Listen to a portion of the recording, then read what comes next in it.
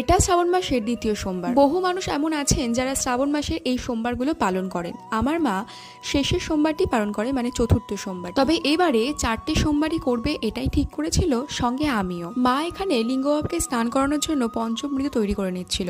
দুধ, দই, তার সঙ্গে ঘি, মধু আর চিনি, এই পঞ্চমৃত দিয়ে লিঙ্গ বাবা এবং নন্দী মহারাজকে স্নান করানো হয়। শ্রাবণ মাস বাদেও প্রত্যেক সোমবারই লিঙ্গ বাবাকে এইভাবেই স্নান করানো হয়। কিছুটা মা ঢেলেছে, কিছুটা ঢেলেছি আমি। শ্রাবণ মাসের এই উপোসগুলো করার সঙ্গে সঙ্গে অনেকেই দেখছি আবার হাতে সবুজ চুড়ি পরার একটা প্রচলন শুরু হয়েছে। তার যে কি আসল তাৎপর্য সেটা আমি প্রথমে জানতাম না, কিন্তু এই নিয়ে কিছুটা খোঁজাখুঁজি করাতে বেশ কিছু তথ্য আমি খুঁজে পেয়েছি। যেমন শোনা যায় যে দেবী পার্বতীর থেকে মহাদেব নাকি একবার বিচ্ছিন্ন হয়ে গেছিলেন এবং তাকে আবার ফিরে পাওয়ার জন্য পার্বতী দেবী কঠোর উপবাস করেছিলেন এই শ্রাবণ মাস এবং তার সঙ্গে সবুজ চুড়ি ধারণ করেছিলেন এবং তাতে প্রসন্ন হয়ে মহাদেব